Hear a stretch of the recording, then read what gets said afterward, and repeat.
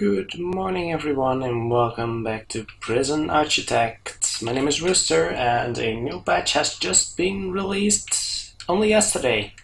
For the first patch of Prison Architect, there's not really much to talk about, so instead of watching a 30-minute developer video, which I would recommend to anyone enthusiastic about the series, I will instead just try to do it in just 5 minutes. Because besides obvious balance changes to the escape mode, which is easy enough to mention, I think, the most important change here is being able to build one single item, the bunk bed. So just to illustrate, we have a couple of cells here. I just built a couple just to illustrate this issue. We have a couple of cells. They're working. Wow. And these are quite big cells, so I could probably add some luxuries to them. But what I can now do is build additional beds in those cells. So I can build a couple of bunk beds here, and we'll probably speed it up a little, so you can actually see what's going on here.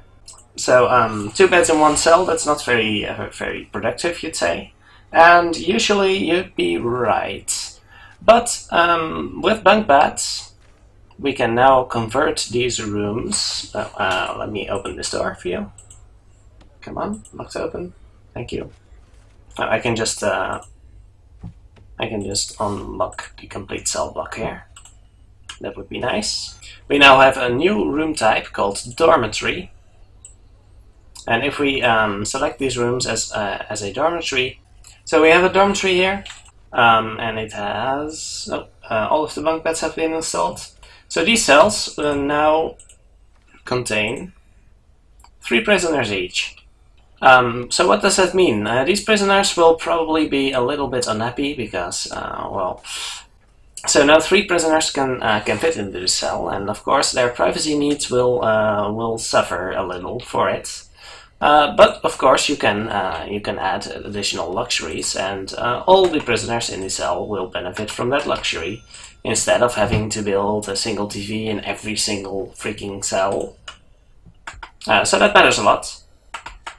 So you can build some bookshelves, you can build some TVs, radios, and you can extend this cell to basically any size. If you'll take a look over here, can we get some guards over here?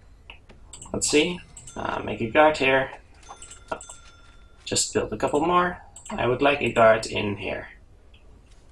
As you can see, I designated this cell for my minimum security prisoners, and it's quite a luxurious one for that. So if we take a look at the logistics screen now, we can see in room quality that this is a very, very high grade cell.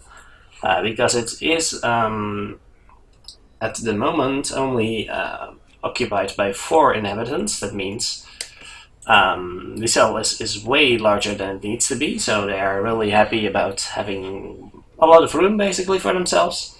1 shower head per 4 prisoners, 1 TV per 4 prisoners, etc., etc. So you can easily get a high-grade cell. It will just take a lot of space. Of course, for your high-security prisoners, it might be a bad idea to fit high-security prisoners into a cell with other high-security prisoners, because, well, they might start conspiring for one, and second, fights might erupt if you don't keep them sufficiently happy.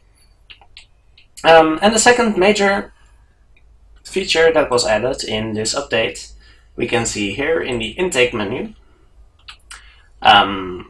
We see a couple of new buttons over here. The num per day is the intake option you are probably used to. So this says we take 12 new prisoners each day, and you can select the ratio over here. So I would perhaps take some extra minimum security prisoners, and it will try to divide the ratio over as similar as possible to what you have indicated over here. So more maximum, no minimum, no medium, etc., etc. We now have a couple of extra options. First of all, we have closed, so we take no extra prisoners, we can fill our capacity. That is one of the most useful ones, because it will always look at our current capacity and just intake enough prisoners to fill that capacity. So in this case, I'm currently holding 89 prisoners, so it will try to take 50 extra prisoners. That's quite a lot. So the next intake will be 50. I can select a total number of prisoners if I don't want to fill until a capacity of 184. I can say, well, I have just built a holding cell for 16 people, I think. So maybe I don't want that one, and I don't want the holding cell included. Well, subtract 24, so that means I want to have 124 prisoners in total. So that means tomorrow I will take in an additional 26 prisoners. So every time a prisoner is released, you will take an additional prisoner on the next day. And the same applies with full capacity, although you will have to keep in mind that your holding cell will also be filled, and well, you might intake some prisoners that you can't actually fit because of your deployment. That's an issue that might be fixed in the next patch, but we'll see about that later. So for now, well, the main advantage of the fill capacity option is that it will grow along with your capacity. So if you increase the size of your prison, it will automatically take in additional prisoners on the next day to accommodate that capacity. And the last option here is all available. That's a really dangerous one. That means we will take every single prisoner available.